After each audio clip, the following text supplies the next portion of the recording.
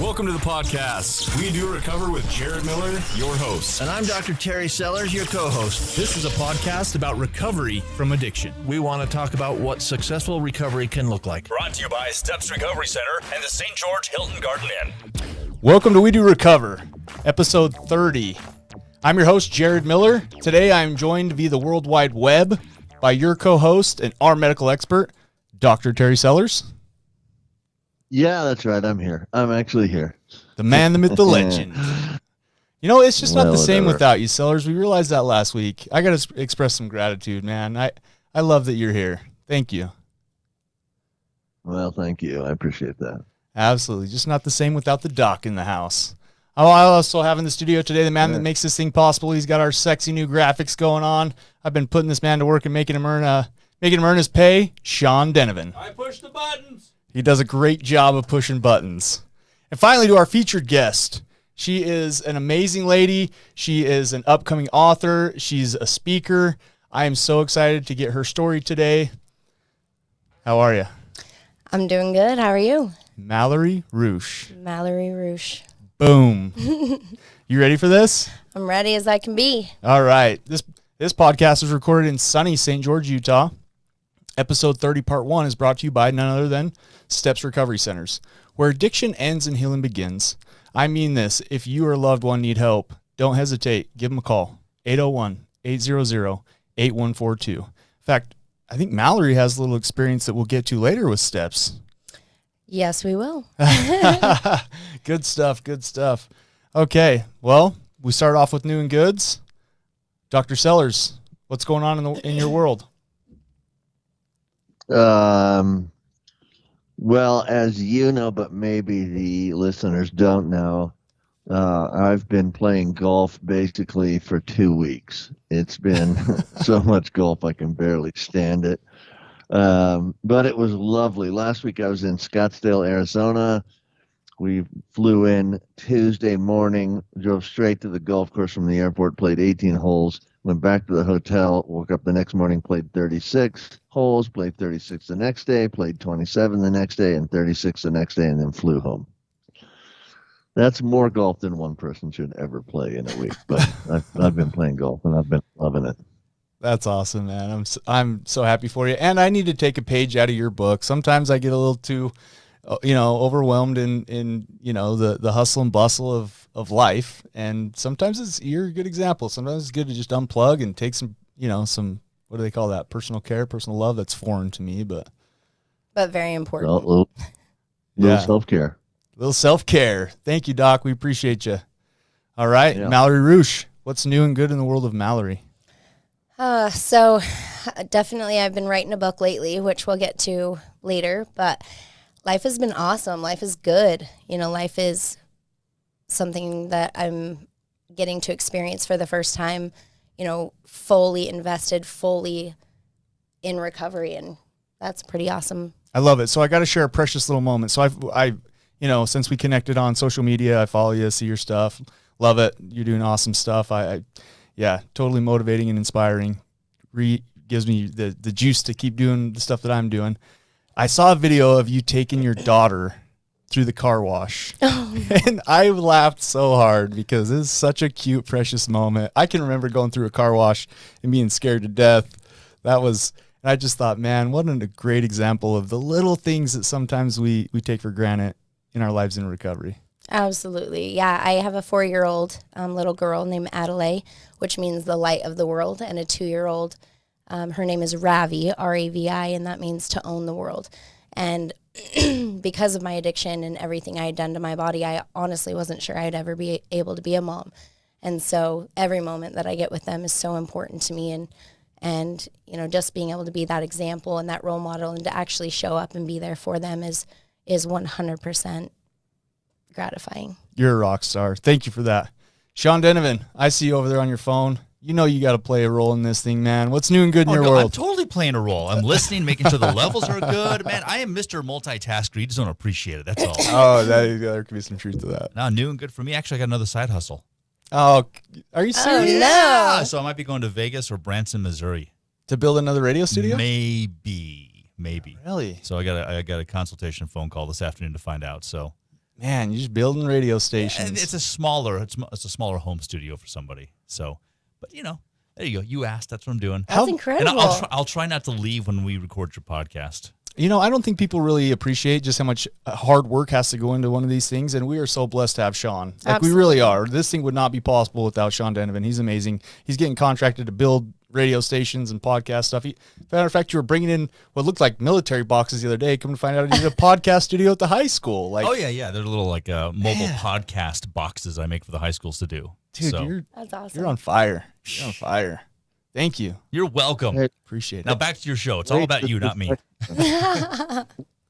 Wait, we're not done. I'm not done with you.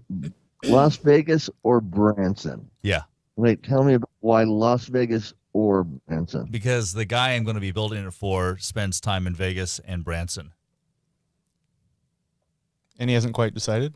Yeah, that's a conversation for today. So I don't know what's going on, but it might happen, it might not, whatever. It's a little sun on the horizon. I'll take it. I love it. I love it. So I'm going to do a little check-in. My new and good.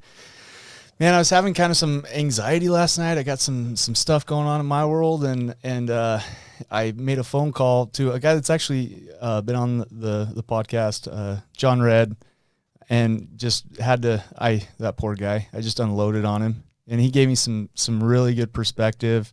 It just goes to show the power of connection. So shout out to him. I really appreciate him.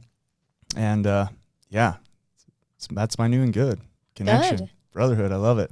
Anyways, let's get into this thing. Dr. Sellers, we ready to rock and roll? I think so. Okay. Hit her with the weird thing you can think of. How much could woodchuck chuck if woodchuck could chuck wood? I'm just kidding. Don't answer that. Okay. All right. And blank. And there it goes. So tell us a little bit about you. You shared that you have kids. Are you married? Are you single? Tell us about what is your family life? What does your home life look like? So I am married to my very best friend. He has been through my recovery and all this with me. He's the best support I could ever have. I have a bachelor's in healthcare administration, so I ended up getting that degree throughout my recovery because I believed that healthcare was the one place I could help the most people. Love that. Yeah, it didn't turn out that way, which we'll get into later.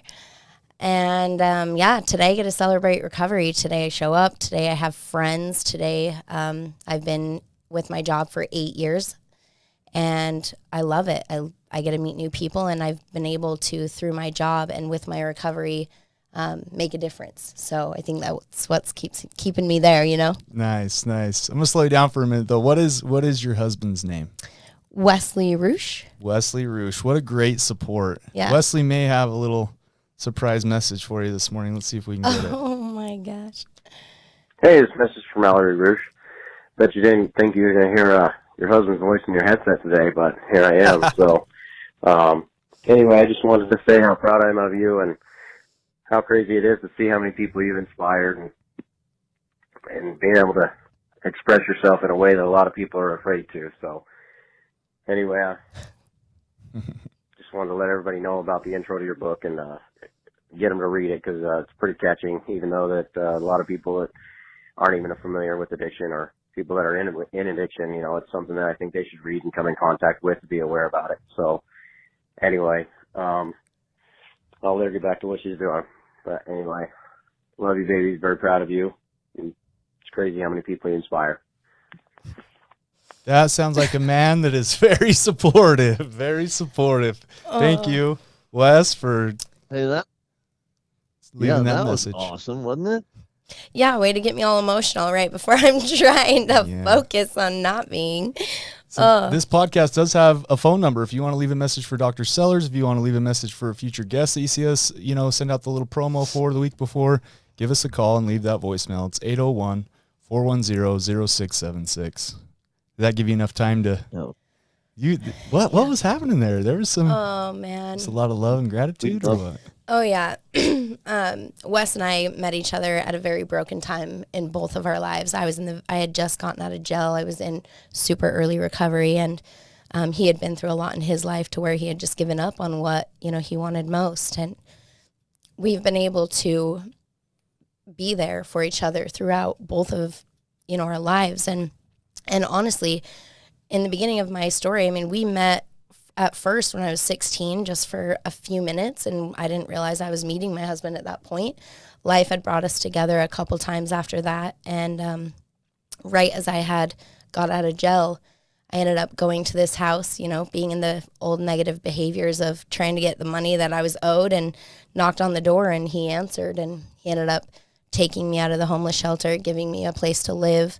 I ended up living with him for a year and a half. We were just best friends. I was in, you know, on probation, early recovery, and he was just trying to stay alive, really, as far as recovering in his emotions. So we've really been each other's biggest supports, and I'm just so thankful for everything he's been and everything he's going to be yet to come. That's awesome. Thank you for letting that be a beautiful moment. Yeah. I love it. All right. Sellers, you want to ask her about what she knows about addiction? What do you know about this? This is about recovery, about addiction, more importantly, recovery. Where do we want to start with this, Doc? Well, let's start where it starts, right? Let's start in the beginning. So tell us a little bit about your childhood. Tell us how growing up was. Tell us about, your family of origin, that sort of stuff.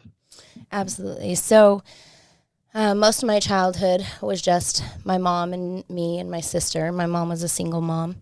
My father made the choice to not be involved, and I think that was a major piece of, why I ended up going the way I did. I was a little girl standing at the door just wondering, why doesn't the man who created me love me, and what's wrong with me? So I think that played a big part within my story. But growing up, I'm from Salt Lake. My whole family kind of migrated here. And I did really well in school growing up. I got really good grades. I was on track to graduate early, enter Dixie's nursing program. And then I think the problem started when I was 16 and I went through my first real heartbreak. Not only did the breakup clarify the thoughts in my head of whether I was good enough, but it also brought back the thought of, my father not being there and me just wanting to feel loved and validated and good enough. When I ended up going through that breakup, there was about a week where I was just extremely depressed, and I started drinking, and that was where my addiction, my story began. Got you. So some of those childhood memories, you refelt them again, and to numb out, basically, you turned to alcohol. Absolutely. Yeah. So the self-acceptance, with alcohol, when you're young and you're in high school, there's parties and people, doing all these things, and you just want to be a part of. You want to feel that connection, and I think that was just my way of being able to do that, was trying to fit in and do what everyone else was doing so that I was accepted and I was loved. I love that. There's a lady that does meditation guidance stuff. Her name's Sarah Blondin. I probably slaughtered that, but yeah, in one of her meditation guidance things that she does, they're beautiful. Slaughtered a name? All right, big surprise there. She talks about at the heart of everyone, they just want to feel loved and accepted. Absolutely. Yeah, it's powerful. Yep, I think connection makes all the difference in holding and sustaining a strong recovery. Yeah, I agree. So where did the depths of your addiction start out? What age were you when you first drank, and then kind of how did life go from there? So my addiction went pretty quick. From the age of 16, I started drinking with friends at high school. I ended up getting in a new relationship, and that ended up going from, he did opioids at the time, and I ended up joining in that, and things just progressed from that to worse drugs and worse drugs and worse drugs. And by the time I had hit 18, I had already been in the court system. I had lost, almost everything that was important to me, all my friends that weren't justifying my behaviors and what I was doing. And then I ended up involving myself in a group of friends that was deep into addiction, and I ended up becoming an IV user. So when you said that you kind of started getting into things, and I appreciate that you're not trying to glorify the drug use, right? But right. Were you just kind of dabbling, or were you physically dependent on any of those and you were cross-addicting? So the relationship that I ended up starting, I was introduced to opioids. Yeah. And that obviously physically got me addicted.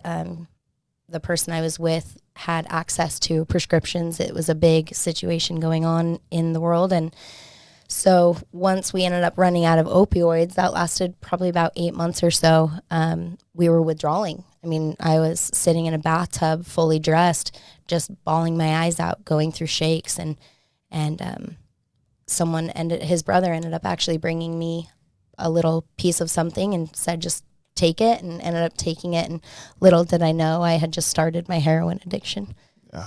Yeah. Sadly, that's how it happens, right? Absolutely. Yeah. From that point, obviously one drug is better than the other. It just keeps going, keeps getting stronger. So opioids were no longer good enough, and the heroin became the control of me. That rabbit hole just kept getting deeper and deeper. Absolutely. Well, naturally, all growing up, I have a very bubbly personality. I love people. I'm very outgoing. And so after months of just feeling like a slug and all the effects of what heroin was doing to my body, I then was introduced to something to give me energy, and that was the methamphetamine. Right. That ultimately became my drug of choice. So I was able to function more than I was with the heroin. And for me, that was, what glorified being able to do that drug. So you kind of were wrapped up in both of them. Absolutely. Yeah. When did your first charges come? Because you said you were in the court system by the age of 18. I mean, what happened there? Oh, yeah. So funny story. I ended up I was full on in my meth and heroin addiction, and I really just wanted something different. I was really tired and bored of the routine that we had created, and I called my mom, which I had not talked to her in a long time, and I go, Mom, I just want to come home. I don't want to do this anymore. And she goes, okay, well, you have to pack, break up with your relationship, and come home, and I will help you. So I was like, okay. So I ended up going to breakfast that morning with my mom to Village Inn, and I ended up driving home to go get my stuff to pack. And the second I pulled my car into the driveway, SWAT hit my house. Oh, man. Yeah. So that for me was a very impacting moment, because although I had made the decision to stop and get clean and I knew where I wanted to go, I wasn't going to get out of it that easy. And SWAT had been watching my house for about 3 months.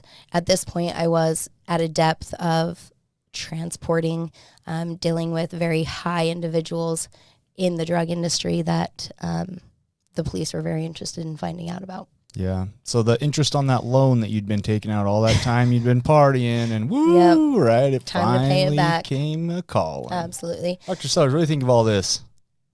Penny, for your thoughts. Just wow. Right? It's amazing how quickly we can get in that deep, and how it can overwhelm us so fast. Oh, yeah. Yeah, especially a sweet girl like Malory. She started off like a freaking rocket going to the moon. She was in nursing school, checking all the right boxes, just, hair on fire, spitting nails, and then, yeah. And then the SWAT is descending upon her house. I mean, that's just crazy. Yeah. Well, I ended up doing about a week in jail. I had convinced my mom that I was better. I still had that decision that, I wanted to do well. The weirdest thing is my mom ended up bailing me out. I did about a week in jail. I got out. I was at 70 pounds. So I was just skin and bones. My mom drove me to the house I was living at that SWAT had hit. I went in to go get my stuff, and there was a full bottle of methamphetamine sitting on the floor. Everything that I was using, there was, my scale was there, my phone was there, heroin was there. I just didn't understand how the police department did not get any of those items. Well, of course, me being the addict, I got rid of everything except that bottle of meth, my drug of choice, and took it home, and my spiral started all over again. By the time August came around, I ended up getting caught again, except this time it was for 16 charges of second and third degree felonies of burglary, possession, and distribution.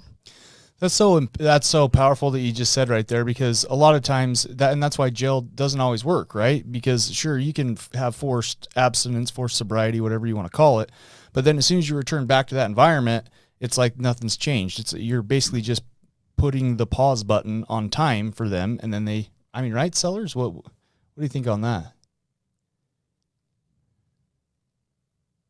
You said a comment that I want to correct for sure. You said that's why jail doesn't always work. That's why jail never works. Good point. This has never been shown to be helpful for people with addiction at all. And I understand why occasionally we have to, like, if somebody stuck in addiction is committing crimes, sure, they have to go to jail, but it is never, ever beneficial to the person with addiction. It's not, I mean, sometimes stopping them and letting them contemplate themselves and stuff. Yeah, sure, people will say that helped a little bit, but jail doesn't help addiction at all. It just doesn't. Yeah, for me, if I wouldn't have been released to a program to kind of work on all the brokenness, I probably would have been in the same shoes as you, Mallory. Absolutely. Well, and I think it's super important to remember that, you know, no one's an exception. I mean, Right. Addiction has no remorse. It doesn't matter what your goals were. It doesn't matter what your dreams are. It doesn't matter how many people love you. It's going to take you. And unless you're willing to fight back and change everything, my mentor, which we'll get to in the second half of this, he used to say, change everything or nothing changes. Not one or two things. You have to change everything or absolutely nothing will change. Yeah, I've heard it said in the same principle in a different way. Yep. The only thing you have to change is everything. Yep. And Exactly. there's some truth to that. All right, so you're in trouble with the law. Yep. So from jail and facing all these charges, I had found out that my relationship, the person I was with at the time, ended up going into drug court. So for me, I'm like, absolutely a opportunity to spend more time with the person that I thought gave me that love and validation I was seeking. Absolutely. Sign me up. I ended up going through drug court. I failed drug court because obviously I wasn't doing it for the right reasons. Ended up going back to jail. Ended up getting the opportunity to go to STEPS Recovery Center. Shout out to STEPS. Thanks for everything you guys do. So thankful that you guys have this program and that you're a part of it. Ended up failing that, unfortunately. But were there some seeds planted? Oh, absolutely. So, I mean, for me, the problem wasn't any of the programs necessarily, but I had this mindset that I wanted to be in control. I didn't like being told what to do. Yeah. And that's what I struggled with the most was I wanted to take the credit for my success, but also my failure. And if I did what other people told me to do and I recovered, the credit was theirs. And for me, I wasn't willing to give that credit up. I wanted to do it my way, whether that was the hard way or not. And I definitely ended up getting to that point. I'm so glad you touched on that because in the clinical world, we that's a a cognitive distortion, right? Yep. It's a fallacy of control. Absolutely. And a lot of people struggle with that. Yep. Me included, probably still to this day. No way, right, Sellers? I don't have fallacy control issues, do I? No. Not it. But yeah, that was a big part of it. Thanks for mentioning that. That's good. Really, people do have to want this thing. Absolutely. That's the message I'm taking away from what you just shared. Absolutely. And yeah, I believe me when I say I welcomed death. I challenged death. It was the easiest option. I mean, I had literally destroyed everything in my life that I loved, and it was just the easier option to just let go, and I definitely welcomed that idea. And that wasn't the end of my story. So yeah. God said, I still got meaning for you. yep, I still got you're purpose. not finished here. So do we have time in a minute and a half for you to take us into the rock bottom? Like, was there a moment or do we want to leave that for part two? Yeah, I can definitely leave a cliffhanger here. So I was standing in the courtroom and I had failed every program that they had given me. I was 19 years old and I was facing 15 years in prison. For me, all the thoughts in my head were, I'm never going to get to be a mom. I'm never going to get to achieve the dreams that I had since I was little. Well, as the judge was about to sentence me, he goes, I'm going to make an example out of you. And my heart just dropped. And all of a sudden the courtroom doors swung open and a man walked in that was about to change my entire life, was about to change my entire story. And he asked the judge to put me on a private probation, and the judge looked at him and said, are you kidding me? Like, she's failed everything I've given her. That's not going to work. And he's like, please. So he goes, okay, Mel, your higher power and my higher power must love you very much because I'm going to grant Chuck his wish. I'm going to put you on a 3-year private probation with a 0 tolerance. And I was released that day. Wow. Thank you so much for that.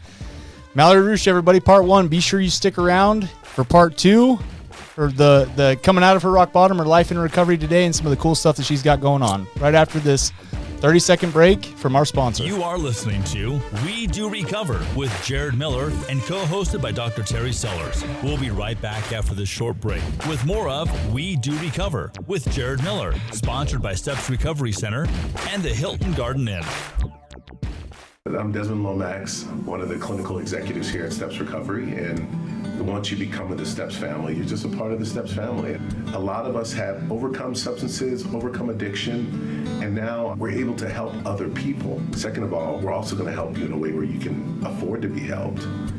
Third of all, we're going to give you the same quality that many organizations are charging 2 to 3 times, and it's more about you than it is about our organization.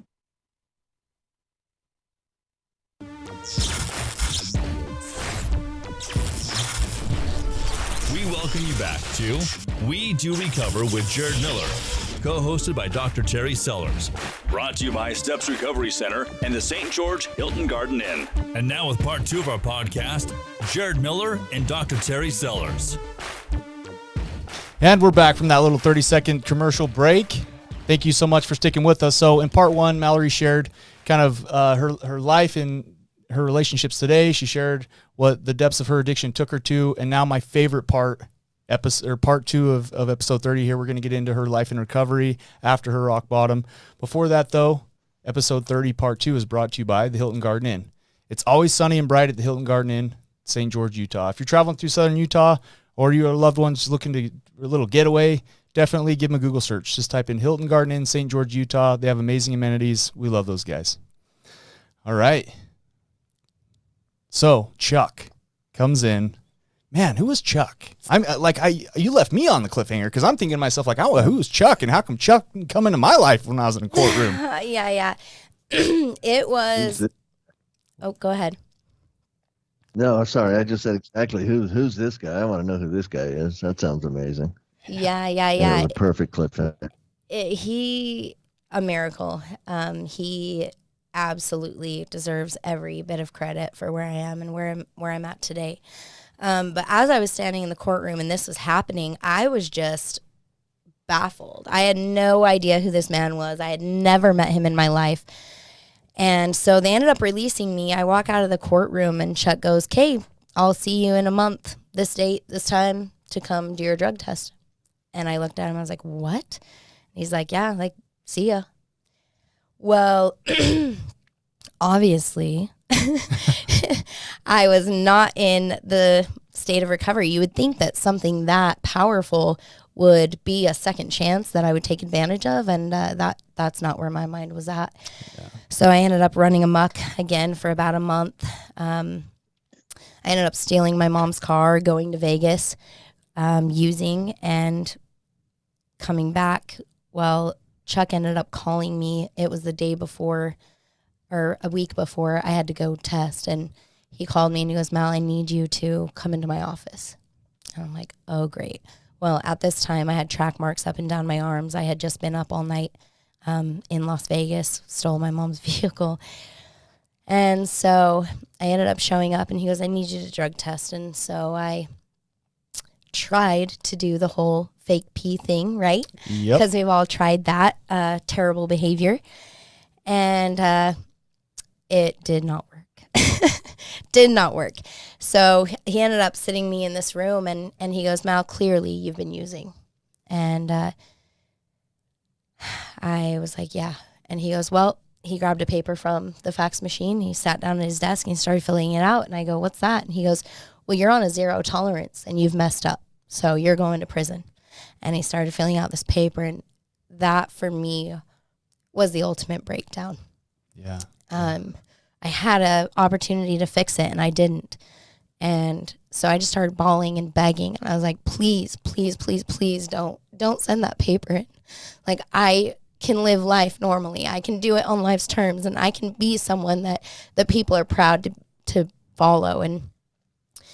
And he stood up and he slammed his hands on the desk and he was like, what the swear word do I have to do to make you see that your life is worth living? And I looked at him, and instantly all of the emotions that I had been holding on about my father and not being enough and wanting to be loved came out. And he goes, why didn't all these programs work for you? And I go, because I don't want to be punished into recovery. Yeah. I want to be inspired into recovery. Yeah. And I want to be loved through this learning process. And I didn't feel like I had found that yet. And so he sits down and he goes, Mel, I'm here for you and I want you to live. So what do I have to do? And I go, 1, don't threaten me.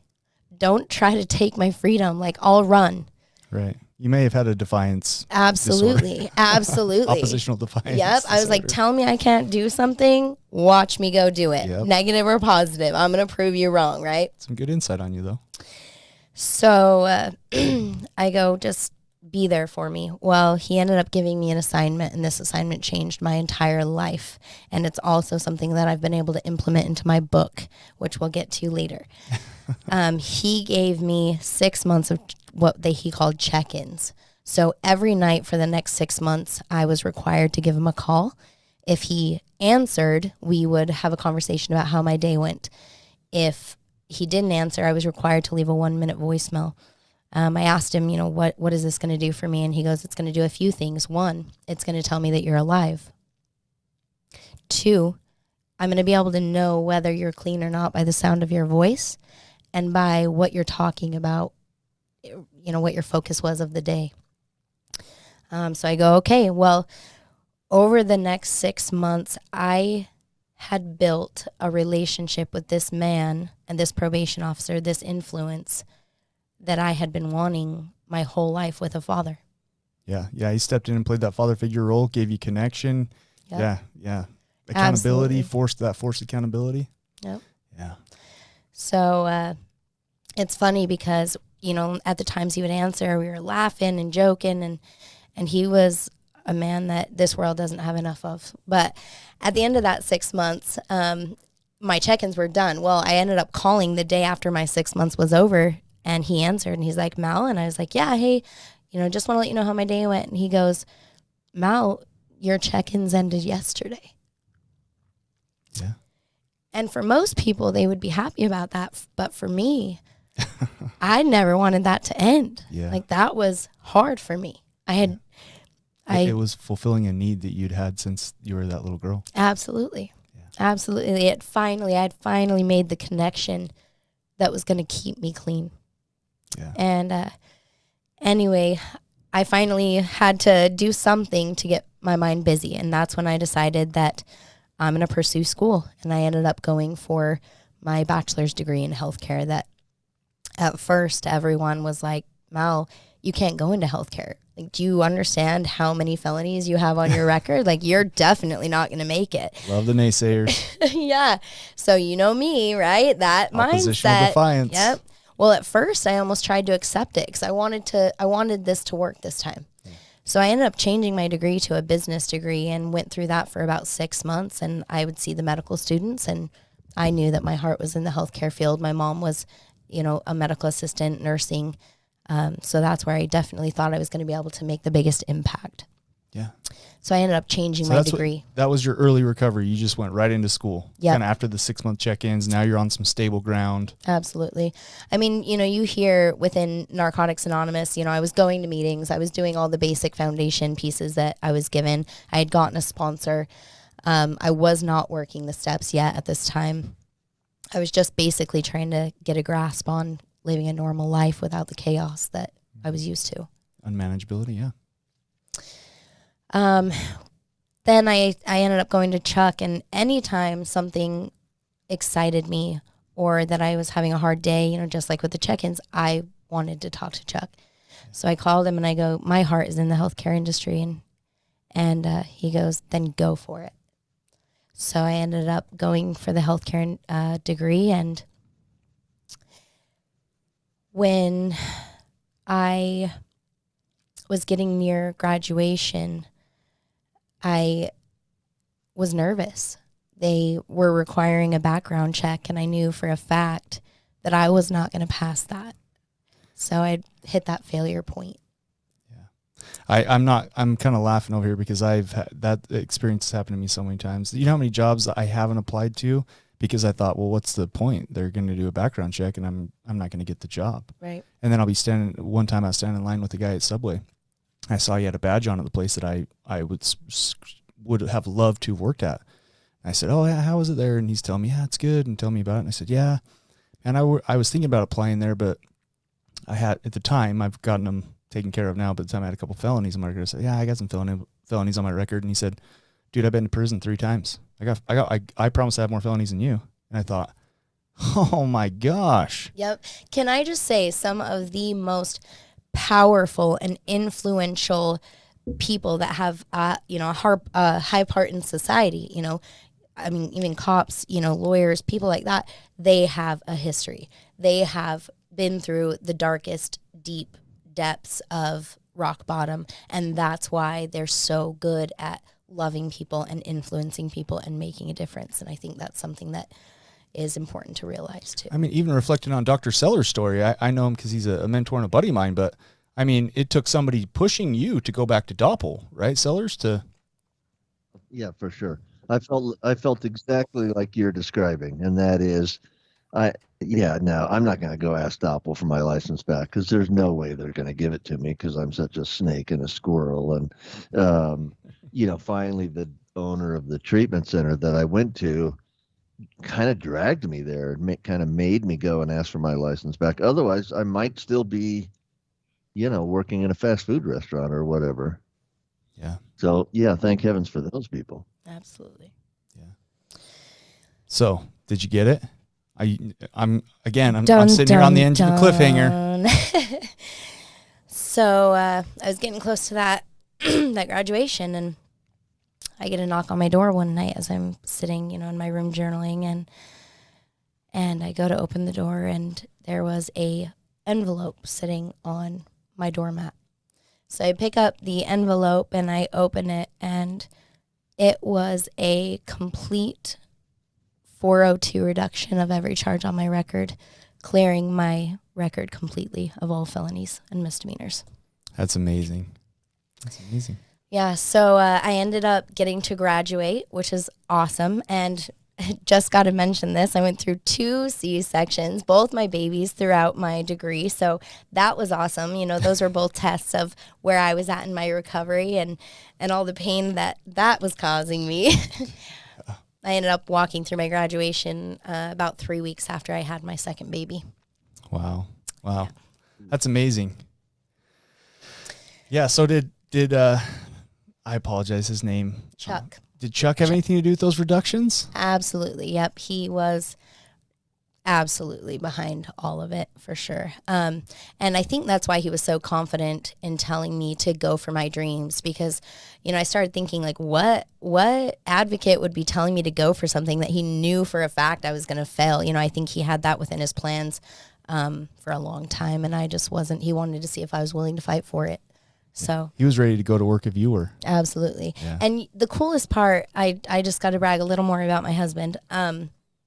Chuck, my husband is the only one that really knew the relationship, with Chuck. My husband and I were best friends for like 2 years before we ever ended up thinking about dating. And that was on Chuck's terms. He goes, you're not going to date. Like, you have a codependency problem. You need to gain control of your life and be able to be independent and be a strong woman and find a love for yourself without anyone else, because your father is killing you. Yeah. And so I was able to do that by keeping a distance from Wes. Well, when,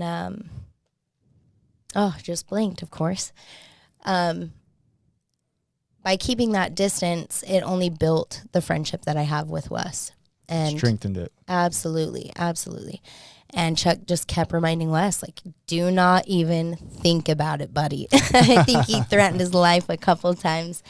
Well, after I had graduated, I finally was about to graduate treatment, or my probation period, and be done with that. So I ended up graduating with that, and I finally had my freedom back. You know, it felt like a whole new, clear start to being able to pursue the dreams that I had held onto for so long. When you graduated, where were you at in your recovery? How much time did you have? Let's see. So 13, 14, 15, 16, 17, 18. So I had just hit my 5 years clean.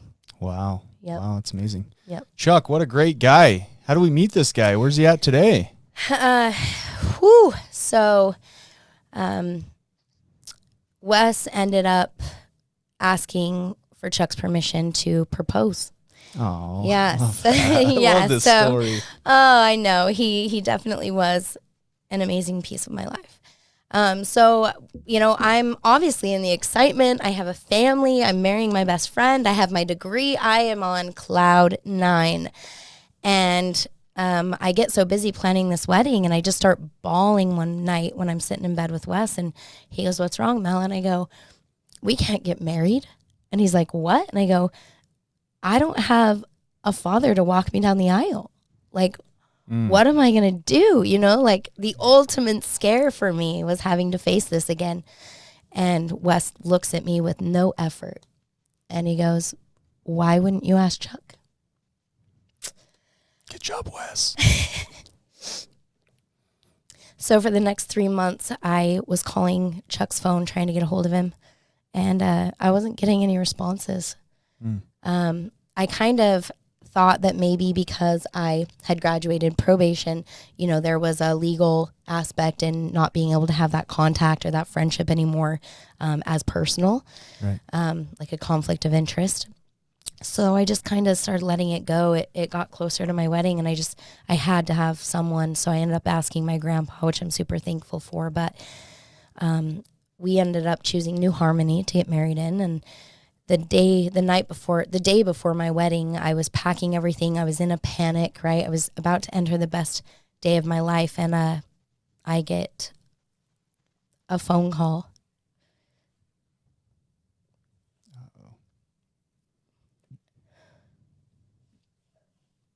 Good. Get real.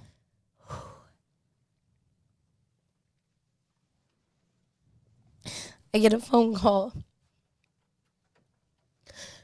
that Chuck had been diagnosed with pancreatic cancer. Man. And he was only given a couple days to live.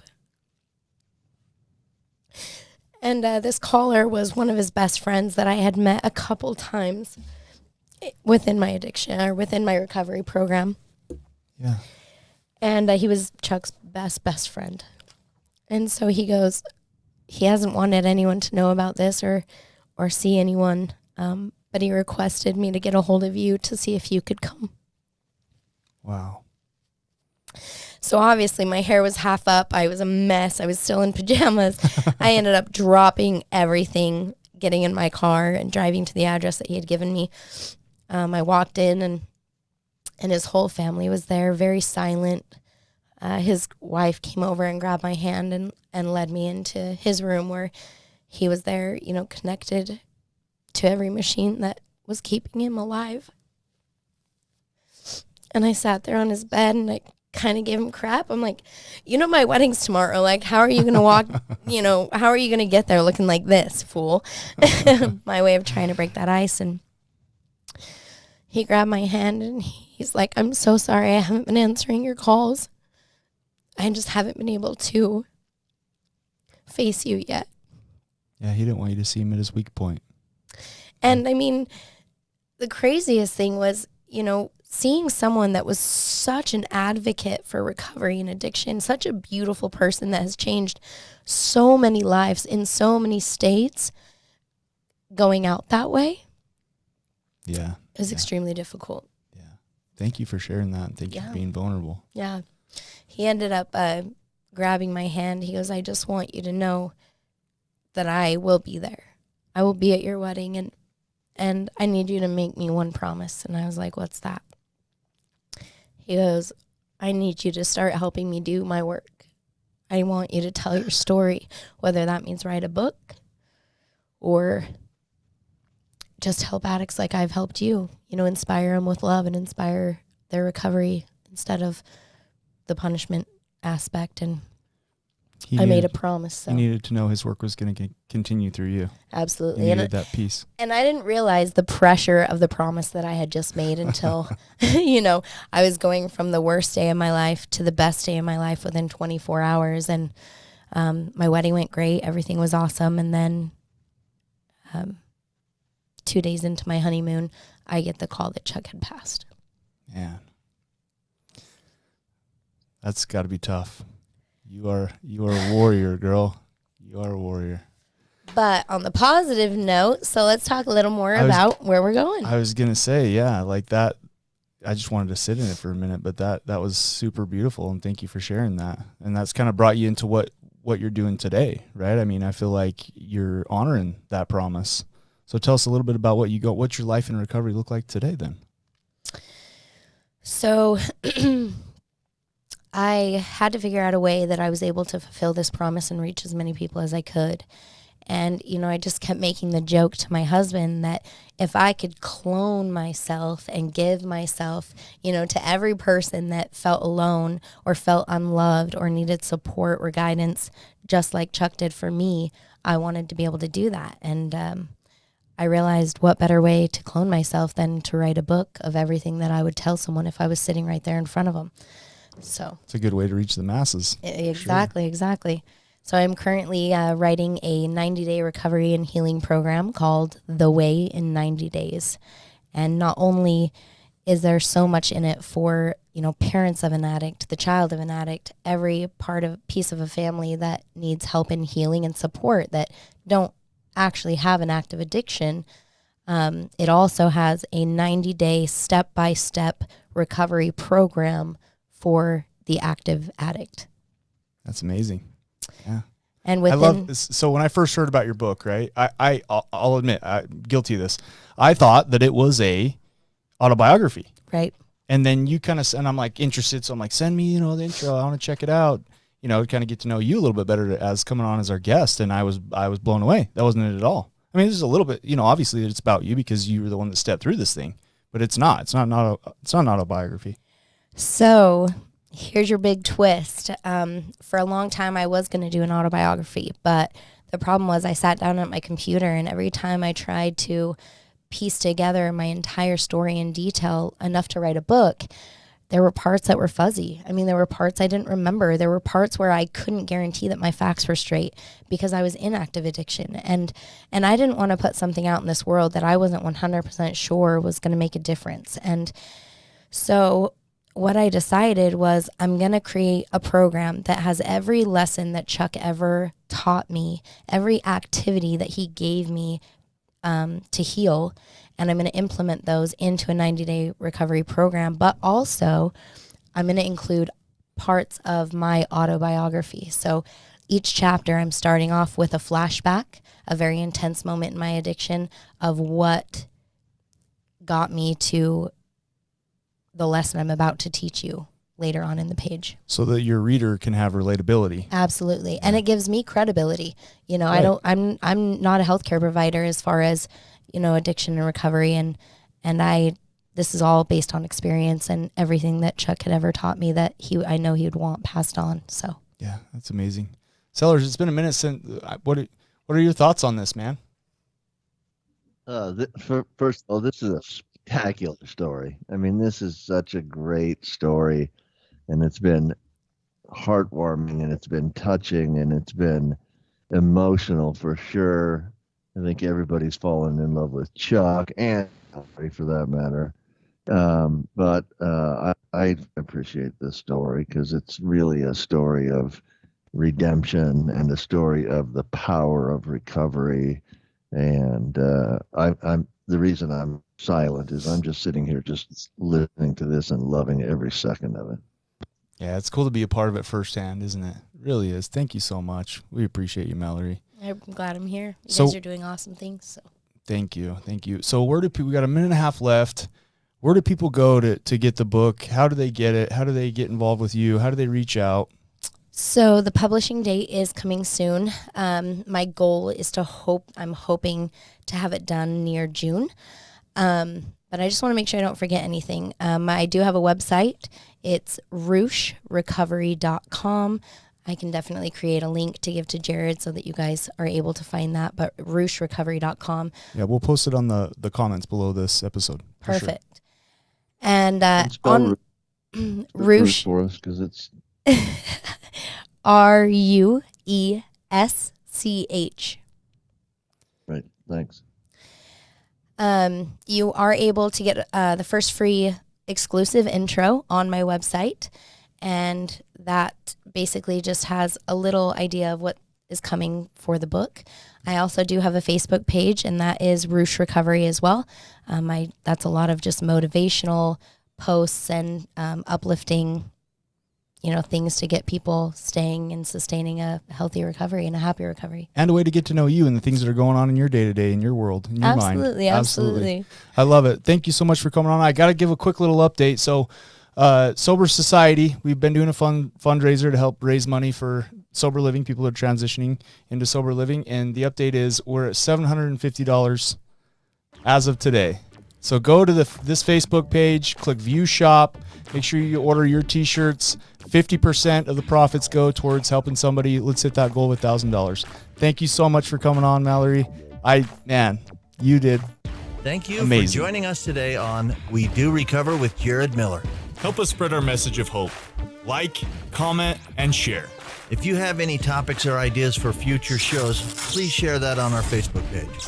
That Facebook page is We Do Recover with Jared Miller. If you or a loved one needs help, please reach out to us. Again, thank you for listening. Brought to you by Steps Recovery Center and the St. George Hilton Garden Inn.